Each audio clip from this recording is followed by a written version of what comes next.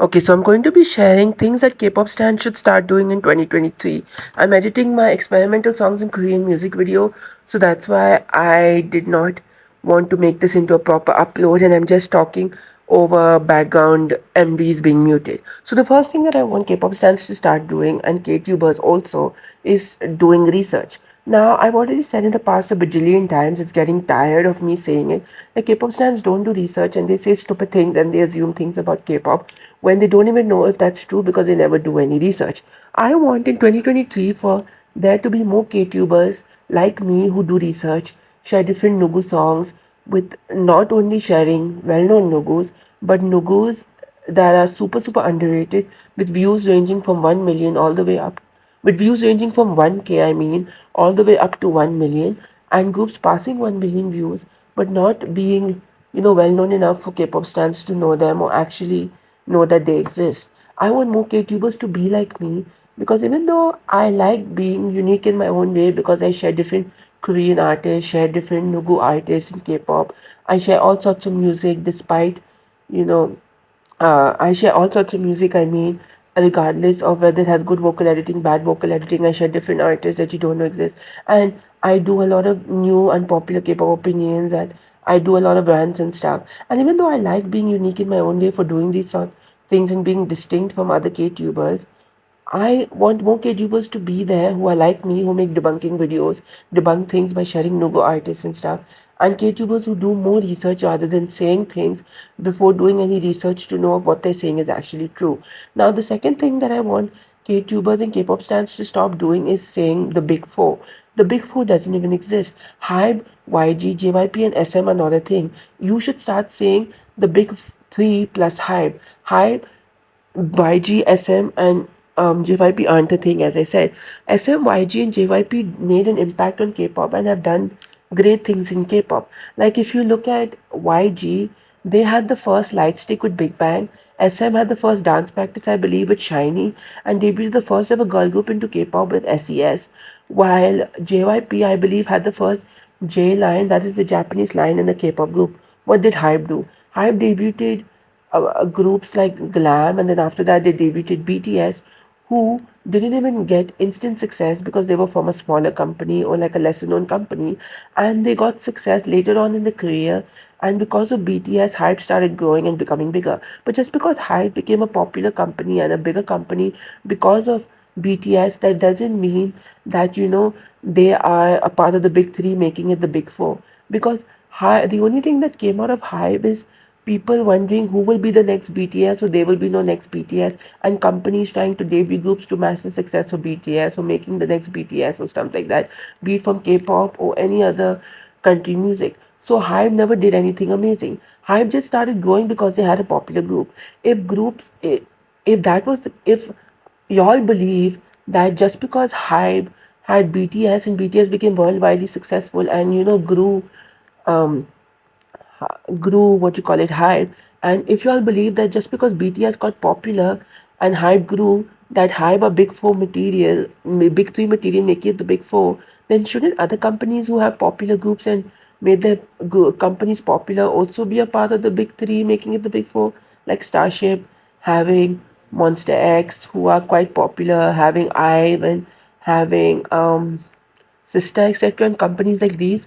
Why do you all believe that Hybe is a part of the big three, making it the big four, just because of BTS being popular, when there are other companies who have also had popular groups? Show it, they haven't been worldwide successful, but they were still popular. Why is it only Hybe?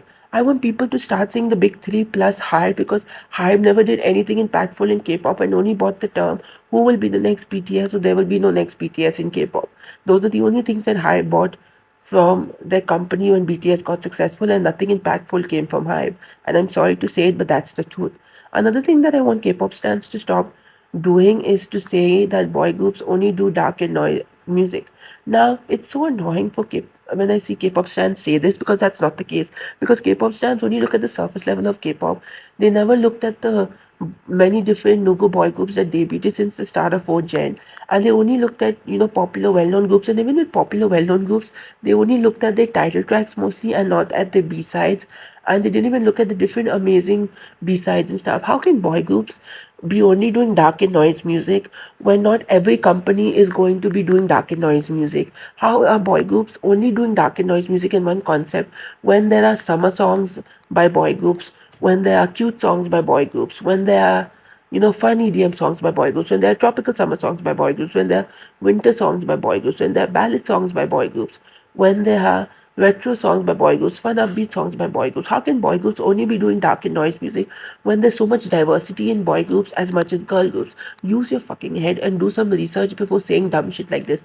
Boy groups don't only do dark and noise music. If that was the case, then the video I made debunking the claim that boy groups only do dark and noise music would have been a flop, and I would have made a short video. But no, I made a long ass video. And even in that video, I only added one song by each boy group. I could have added more songs by each boy group, but my storage was getting low. So there were more songs I could have added in that video, but I had to skip it out because of my storage. So that proves that if my storage was getting low because of the amount of boy group songs that I was going to add in that video, that means that boy group music is actually good, and they don't only release dark and noise music, and they're pretty diverse. Okay, so the next thing that I want K-pop stars to start doing in 2023 is to stop saying this. A certain concept or sound ruins K-pop. For example, I've seen K-pop stars say noise music ruins K-pop. Now that is completely dumb to say, because K-pop stars, as I said, only look at the surface level of K-pop. That is well-known boy groups and girl groups, well-known no boy groups and girl groups, and popular boy groups and girl groups. Basically, groups with a budget who come into K-pop and have a decent amount of budget that they get noticed by K-pop stars.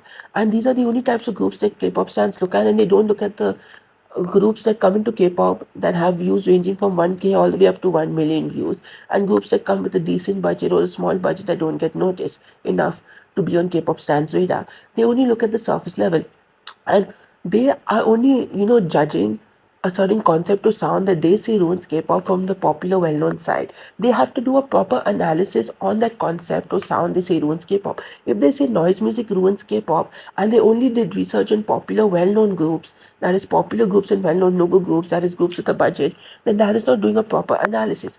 You should check out no noise music as well and see if noise music actually ruins K-pop for you, or you just don't like the noise music that comes out of bigger budgeted groups. Maybe you actually do like noise music, but you just haven't checked it out properly. It's like for example, say K-pop stans are saying cute concepts are cringe, but they're only looking at popular well-known groups. How is that going to make your point valid? How is saying cute concepts are cringe when you're only looking at popular well-known groups and not looking at the cute concept in its entirety? Y'all are not looking at noise music in its entirety, and y'all are saying noise music ruins K-pop. How is noise music ruining K-pop for y'all when y'all are not actually doing any proper research on the noise music genre or concept or whatever you call it, the noise music sound?